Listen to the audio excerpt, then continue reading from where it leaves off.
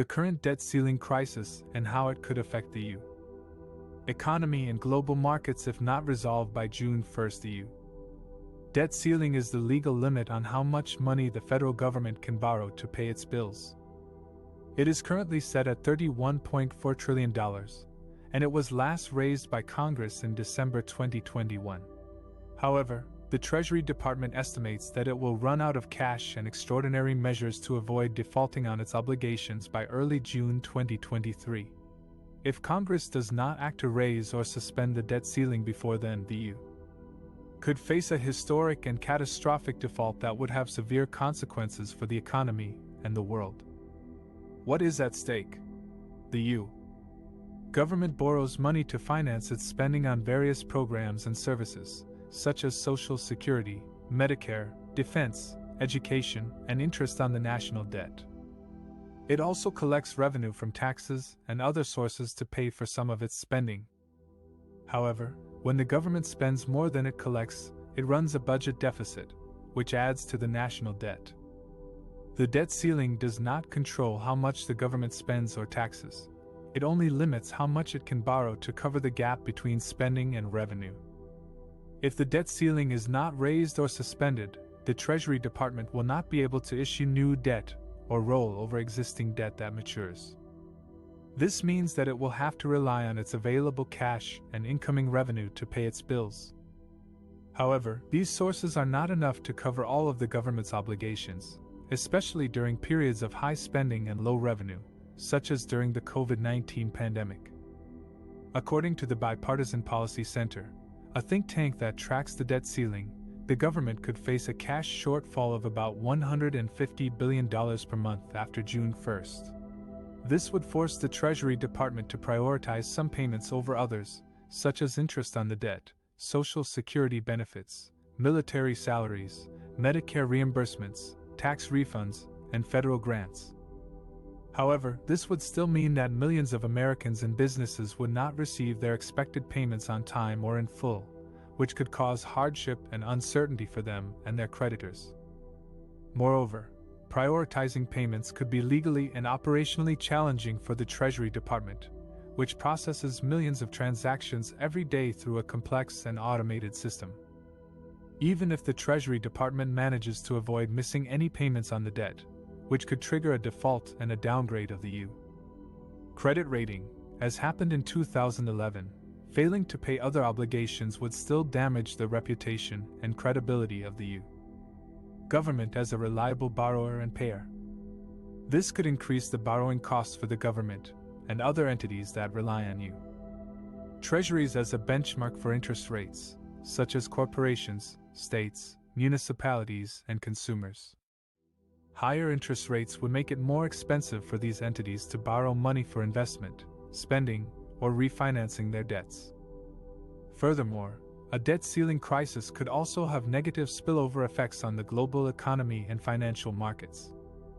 The EU dollar is the world's reserve currency, and EU treasuries are considered safe haven assets that are widely held by central banks, sovereign wealth funds, pension funds, banks, and investors around the world. A default or a near default by the EU could undermine confidence in these assets and cause volatility and disruption in global markets. This could affect trade flows, exchange rates, commodity prices, and financial stability in other countries. How can this crisis be resolved? The only way to avoid a debt ceiling crisis is for Congress to raise or suspend the debt ceiling before it is reached. This would allow the Treasury Department to continue borrowing money to pay all of its bills on time and in full. However, this requires bipartisan cooperation and compromise between Democrats and Republicans in both chambers of Congress. So far, there has been little progress on this front. House Speaker Kevin McCarthy has said that Republicans will not support raising or suspending the debt ceiling unless Democrats agree to spending cuts or other concessions. Democrats have rejected this demand and argued that raising or suspending the debt ceiling is a shared responsibility that should not be subject to partisan conditions. They have also pointed out that most of the current debt was incurred under previous administrations, including President Trump's. Democrats have some options to raise or suspend the debt ceiling without Republican support. One option is to use a parliamentary procedure called reconciliation, which allows certain budget-related bills to pass with a simple majority in both chambers of Congress instead of a 60-vote supermajority in the Senate. However, this option has some drawbacks. It would require drafting a new budget resolution that sets spending and revenue levels for fiscal year 2024. It would take time and consume legislative bandwidth that Democrats want to use for advancing their agenda on infrastructure, the political implications of the debt ceiling negotiations for the 2024 presidential and congressional elections, and how public opinion and voter turnout could be influenced by the outcome. The debt ceiling is the legal limit on how much the federal government can borrow to pay its bills. If Congress does not raise the debt ceiling by June 1, 2023, the U.S. could default on its obligations, which would have severe economic and financial consequences for the country and the world. The debt ceiling has become a contentious political issue in recent years, as Republicans have demanded spending cuts or policy changes in exchange for raising it, while Democrats have argued that it should be raised without conditions to avoid a default. President Joe Biden and House Speaker Kevin McCarthy are currently engaged in talks to find a compromise that can pass both chambers of Congress and avoid a crisis. The outcome of these talks could have significant implications for the 2024 elections, both for the presidential race and for the control of Congress.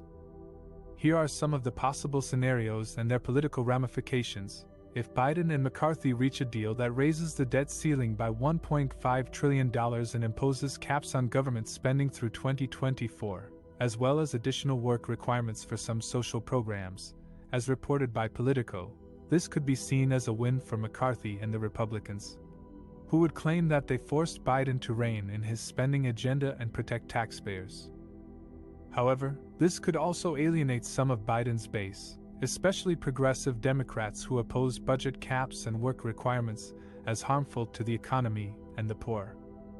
This could dampen enthusiasm and turnout for Biden in 2024, especially if he faces a rematch with former President Donald Trump, who remains popular among his loyal supporters. If Biden and McCarthy fail to reach a deal and the U.S. defaults on its debt, this could be seen as a failure of leadership and governance by both parties, but especially by Biden, who would bear the brunt of the blame as the president. This could erode public confidence and trust in Biden's ability to handle the economy and other major challenges, and give Trump or another Republican challenger an opening to attack him as weak and incompetent. This could also hurt the Democrats' chances of keeping control of Congress in 2024, as voters may punish them for their role in causing a default. If Biden and McCarthy agree to a temporary increase of the debt ceiling that postpones the issue until later in 2024, as suggested by NPR, this could be seen as a short-term solution that avoids a default but does not resolve the underlying problem. This could create uncertainty and instability in the markets and among the public, who may wonder if another crisis is looming ahead. This could also make the debt ceiling a major campaign issue in 2024, as both parties would try to blame each other for failing to reach a long-term agreement and for putting the country at risk of another default. If Biden and McCarthy surprise everyone and strike a grand bargain that raises the debt ceiling by a large amount and includes significant reforms to entitlement programs such as Social Security and Medicare, as well as tax increases on the wealthy and corporations, this could be seen as a historic achievement that addresses the long-term fiscal challenges facing the nation. This could boost Biden's popularity and credibility as a leader who can work across party lines and deliver results for the American people. This could also improve the Democrats' prospects of winning re-election in 2024, as they would tout their role in securing a bipartisan deal that protects the economy and strengthens social safety nets.